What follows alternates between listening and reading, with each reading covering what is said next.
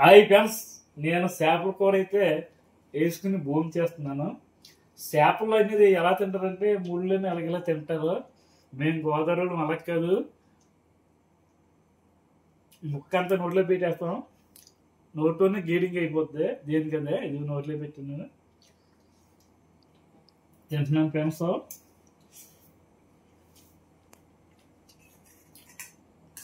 మళ్ళీ ముక్క వేసుకుంటున్నాను.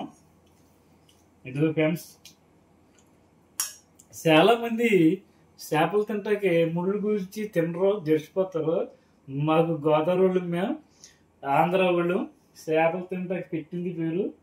ఇదిగోండి ఫ్రెండ్స్, చూసారా?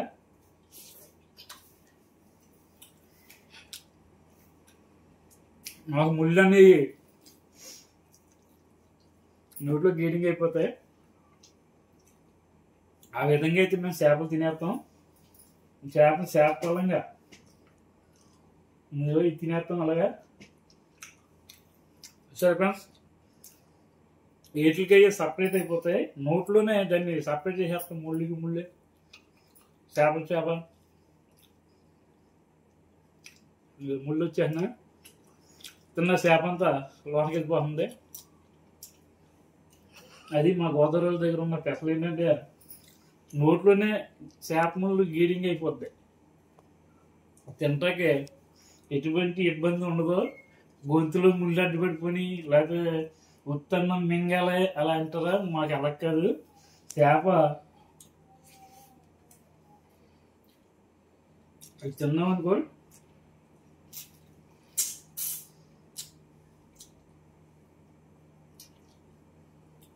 ఒక దెబ్బకే నోట్లో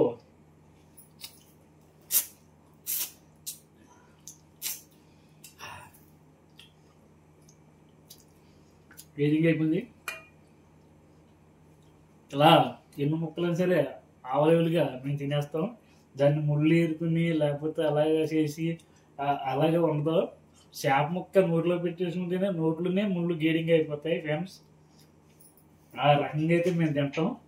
ఇది చేపలు పులుసులో తెచ్చిన పులుసు ఇది. ఇక మాకు 2 రోజులకో రోజుకో చేపల పులుసు మాకు కావాలి.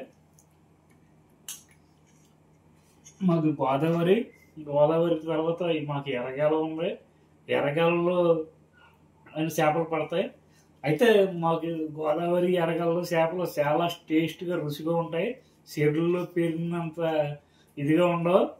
ఇక మా గోదావరిలో పెరిగిన చేపలు అయితే ఇక మామూలుగా ఉండవండి. తింటుంటే చాలా ఫుల్ టేస్ట్గా ఉంటుంది ఫ్రెండ్స్. ఓకే ఫ్రెండ్స్, ఉంటాం ఫ్రెండ్స్. Bye friends. షేర్ చేయండి ఫ్రెండ్స్, లైక్ చేయండి ఫ్రెండ్స్, సబ్స్క్రైబ్ చేయండి ఫ్రెండ్స్. బాయ్.